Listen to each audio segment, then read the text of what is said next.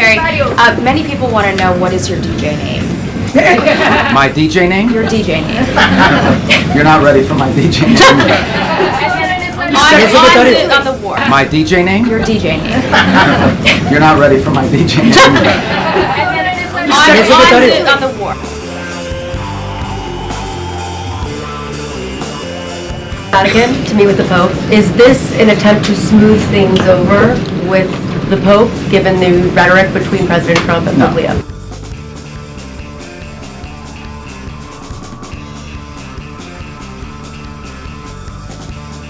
Fresh outrage explodes out of the White House briefing room, and this time it's not just about war, it's about tone.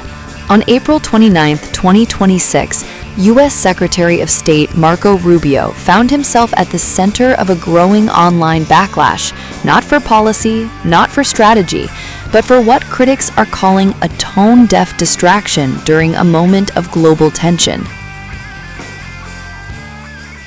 Secretary, many people want to know, what is your DJ name? My DJ name? Your DJ name. You're not ready for my DJ name.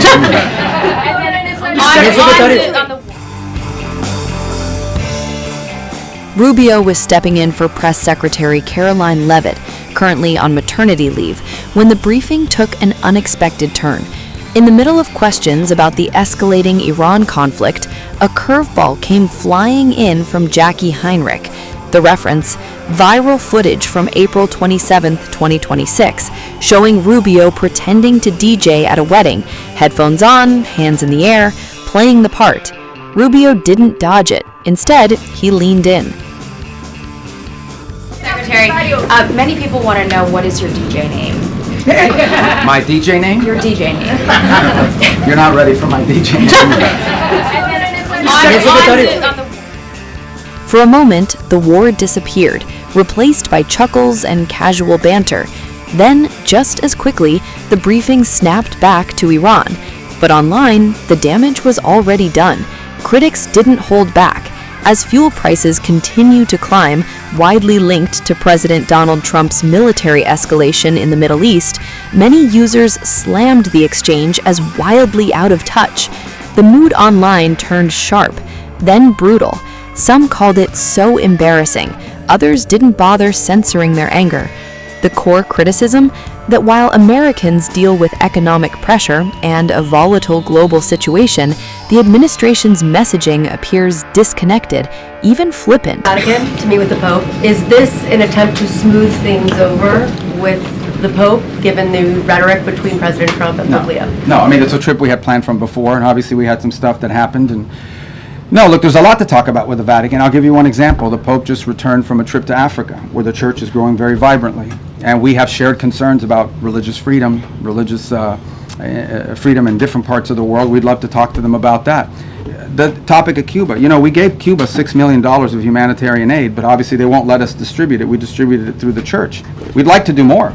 We're willing to give more humanitarian aid to Cuba, by the way, distributed through the church, but the Cuban regime has to allow us to do it. They won't allow us to give their own people more humanitarian aid, and we're willing to do it through the church. So there's a lot to talk about. And the president recently said that the Pope is endangering a lot of Catholics as a result of his rhetoric around the Iran war. Is that a sentiment? Well, I don't think that's an accurate description of what he said. I think what the president basically said is that Iran can't have a nuclear weapon because they would use it against places that have a lot of Catholics and Christians and others for that matter. It goes back to the central point. I think the president, without trying to speak for him, but I think I can characterize it this way. He doesn't understand why anybody, leave aside the Pope, the president, and I, for that matter, I think most people, I cannot understand why anyone would think that it's a good idea for Iran to ever have a nuclear weapon. Look what they're doing with the Straits right now. They're holding the whole world hostage. They have these sailors, you know, on commercial ships that are going to starve to death out there. They don't care. They don't care that this is melting down the economies around the world, even of their own allies. This is what they're doing with the Straits. What do you think they would do if they had a nuclear weapon? They would hold the world hostage with that nuclear weapon. That's what they would do. They would do exactly to the world with a nuclear weapon what they're doing now with the Straits. And I think the president's point is how anyone cannot see that as an unacceptable outcome and an unacceptable risk is beyond him. It's puzzling. And someone has to do something about it. The difference between this president and like the 6 presidents that preceded him were that he's the only one that's actually been willing to do something about it. Everyone says Iran can't have a nuclear weapon, but you got to do something about it at some point. And he's been willing to address that threat. And that's what he promised he would do when he got elected, by the way, is address threats like this. Secretary. Yeah, I wish I knew your name, thank you guys. so I much, Mr. apologize. Can you put name tags on? Thank you so much, Mr. Okay. Secretary. Who are you with? Who are you with? I'm with Rudao Media Network. Okay. Mr. Secretary, the President has said multiple times that weapons were provided to the Kurdish groups to pass on the Iranian people. However, Kurdish political parties and the regional government says they have not received such weapons. Even some claim these weapons remain in the U.S. base in the region. Can you clarify who those weapons were given to and whether you intend to retrieve them or still want to pass to the Iranian people? Yeah, look, ultimately, what the president is expressing, and I think has repeatedly, is he wished the Iranian people had, look, he's heartbroken by these images. You think about it, you're an Iranian, okay? You're unhappy that your economy doesn't work for you. You don't have freedom. You don't have an opportunity to express yourself. You've got friends that have been shot in the head because they're out protesting. And it's heartbreaking to him to see that these people are abused in this way and have no measures to take against their own government as a result of it. By the way, this goes back, if you guys remember the protests in 2009 where they slaughtered people in the street. This is a vicious regime, guys. Okay? These are people that hang people from cranes in the town square so everyone can see. They continue these executions of people and have continue to do so for over a decade and a half now. And so I think what the president is expressing is the desire that he wishes the Iranian people had an ability to fight back against some of these things that are happening to them.